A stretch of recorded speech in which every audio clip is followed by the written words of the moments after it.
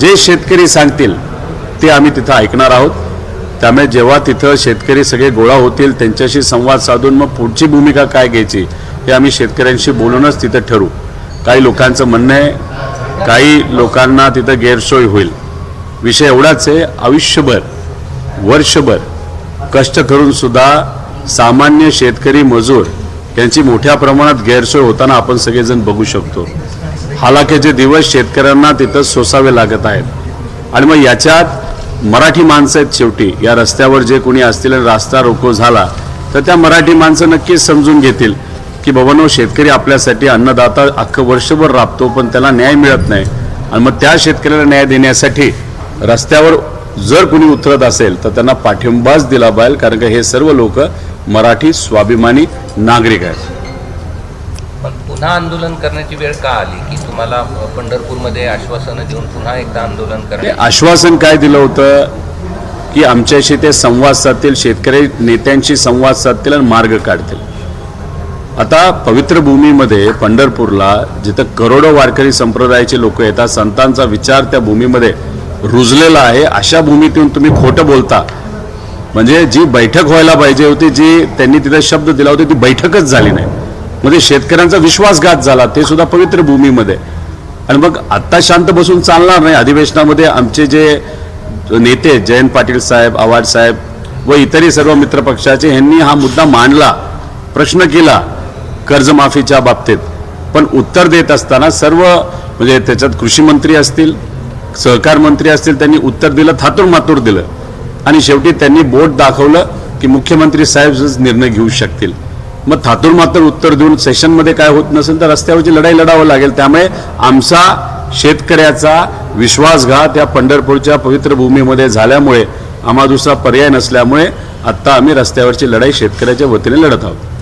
म्हणजे आताचं आंदोलन हे लांबू पण शकतं, जसं तुम्ही म्हणताय शेतकऱ्यांशी चर्चा करून निर्णय घेणार, काही होऊ शकतं। काय शेवटी शेतकरी म्हणतात की अनेक वर्ष आम्ही अडचणीत राहिलेलो आहे, त्यामुळे काही प्रमाणात सरकारला जर अडचण होत असेल, ठराविक लोकांना अडचण होत असेल, लोक आपल्या बाजूने राहतील, पण सरकार आपल्या बाजूने राहणार आहे का, सरकार आपल्याला न्याय देणार आहे का, ही बघण्याची भूमिका शेतकऱ्याची त्या ठिकाणी असणार आहे। त्यामुळे शेतकरी बोलतील तसं तिथं आम्ही आंदोलन करू। म्हणजे असं वाटतं की खूप मोठी छावणीची तो उभी राहिली आहे। 1000 पोलीस इथं तैनात करण्यात आलेले आहेत, काही ग्रामीणचे, काही शहराचे आहेत आणि काही इतर जिल्ह्याचे सुद्धा पोलीस इथं आणण्यात आलेले आहेत। त्याच्यामध्ये जे काही क्राऊड कंट्रोल, नाहीतर ज्याला आपण म्हणतो की समजा मोठ्या प्रमाणात आंदोलन झालं तर लाठीचार्ज करण्याचा अधिकार ज्या पोलिसांना असतो ते सुद्धा क्राऊड कंट्रोल करणारं पोलीस इथं आलंय।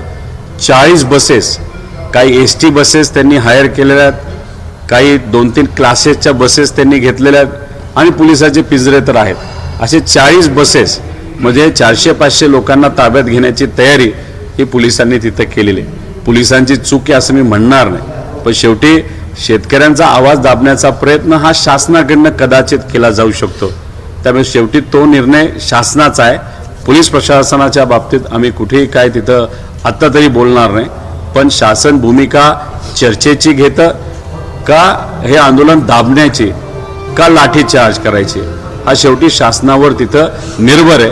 पण आम्ही बघूया येत्या पुढच्या काही तासांमध्ये या बाबतीत काय होतं। सर हिंदी में, सर आज आपका आंदोलन किस स्वरूप में होगा और क्या डिमांड रहेगी? देखो, यहाँ पे हमारे खासदार नीलेश जी है, उसी के साथ विदर्भ के नेते सलील भाई इधर आए हैं। यहाँ पे जो आंदोलन होने वाला है, एक तो बहुत बड़े संख्या पे किसान यहाँ पे आएंगे और किसान को सिर्फ हमने आह्वान किया है कि आपके लिए हम लड़ रहे, ज़्यादा से ज़्यादा संख्याओं में आप यहाँ पे आओ। अभी कितने लोग आएंगे वो तो हम बता नहीं पाएंगे क्योंकि कोई भी ये राजनीतिक सभा नहीं है, तो लोग आएंगे ऐसा हमारा विश्वास है। और लोग आने के बाद ही लोगों को पूछेंगे कि यहाँ पे धरने आंदोलन करना है, रास्ता रोको करना है, उपोषण करना है, जेल भरो आंदोलन करना है और कितने टाइम तक करना है। लोग जो बोलेंगे वो हम सुनेंगे, क्योंकि कुछ दिन पहले हमने एक आंदोलन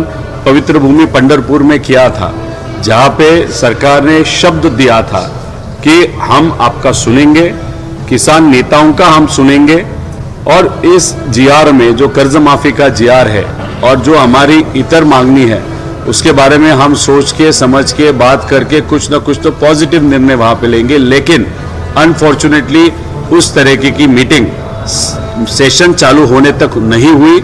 सेशन होके 1 वीक हो गया। वहां पे हमारे नेता जयंत पाटिल जी होंगे, अवार्ड साहब है, दूसरे पक्ष के नेता कांग्रेस या उद्धव ठाकरे साहब के पक्ष के नेता भी वहां पे बोले, लेकिन जो उत्तर मंत्री महोदय से वहां पे आया वो बहुत खोखला था, कुछ कंफर्मेशन नहीं था। हम कुछ करेंगे नहीं करेंगे ऐसे कुछ नहीं बताया। डायरेक्टली उन्होंने मुख्यमंत्री साहब के हाथों में विषय है ऐसे अप्रत्यक्ष पद्धति ने वहां पे बोला है। अभी सेशन वहां पे चालू है और हमारा आंदोलन इस पवित्र भूमि में चालू रहेगा। अभी सरकार ये आंदोलन दबाने की कोशिश करेगा क्योंकि यहाँ पे पुलिस करीबन 1000 से ज़्यादा पुलिस ऑफिसर्स यहाँ पे है, कांस्टेबल्स है और करीबन 40 बसेस, बड़ी बसेस हमको मतलब 500 लोगों को अरेस्ट करने की टोटल प्लानिंग पुलिस के माध्यम से, शासन के माध्यम से वहाँ पे हुई है। देखते हैं अभी आगे जाके होता क्या है। थोडं एक वेगळं टीईटी पेपर फुटलेला आहे राज्यामध्ये, देशामध्ये पेपर फुटीचं सत्र दिसतंय सगळं। जे सरकार पक्ष फोडून नेते फोडून स्थापन झालेलं आहे त्यांना फोडाफोडी जरा जास्तच आवडते असं आपल्याला म्हणावं लागेल। नीटचा पेपर फुटला म्हणण्याच्या ऐवजी सरकारच्याच काही लोकांनी फोडला। त्याच्याच बरोबर आपण टीईटी हा जो पेपर आहे तो सुद्धा फुटलेला काही दिवसांपूर्वी बघितला। आता याच्यामध्ये 2018ला जेव्हा हा पेपर फुटला होता त्याच्यामध्ये जो प्रमुख व्यक्ती जबाबदार होता तोच कदाचित याच्यामध्ये असू शकतो। क्रिस्टल क्लिअर आहे की तोच कदाचित असेल। त्याचे लाड कोण पुरवते हे आपल्याला तिथं बघावं लागेल। काही दिवसांपूर्वी म्हणजे जेव्हा पेपर फुटला त्या व्यक्तीने त्याचे सगळे सोशल मीडिया अकाउंट हे प्रायव्हेट केलेले आहेत। म्हणजे कोणालाच कुठला फोटो कोणाबरोबरचा तिथं दिसला नाही बाहेर असं कुठंतरी भूमिका त्यांनी घेतलेली आहे। त्यामुळे सरकारच्याच जवळ म्हणजे आपण म्हणतो ना की काखेत कळसा गावाला वळसा, त्यामुळे टीईटी पेपर फुटलेला जो व्यक्ती आहे तो भाजपच्याच जवळचा आहे, नेत्याच्या जवळचा आहे हे मात्र त्या ठिकाणी खरं असू शकतं। त्यामुळे सरकारने या बाबतीत लक्ष द्यावं। तुमचं लाड इन्व्हर्टेडमध्ये आहे म्हणून विचारतोय, लाड म्हणजे तेच लाड का?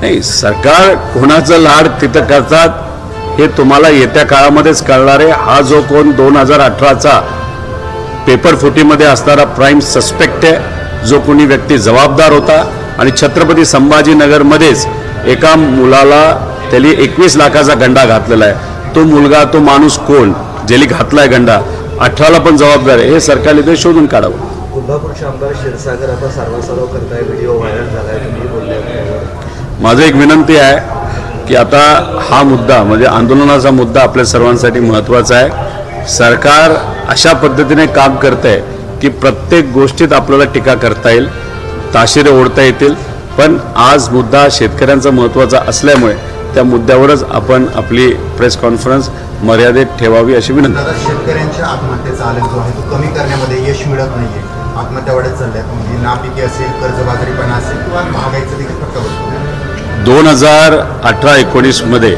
जेव्हा मोठ्या प्रमाणात बोंड आली होती, विदर्भामध्ये कपाशीवर मोठा फटका बसला होता, त्याच्याचबरोबर मराठवाड्यामध्ये सुद्धा फटका बसला होता आणि त्यावेळेसचे मुख्यमंत्री देवेंद्र फडणवीस साहेबांनी 17,000 कोटीचं पॅकेज डिक्लेअर केलं होतं। दुर्दैवाने त्यातले काही पैसे आलेले नाहीत।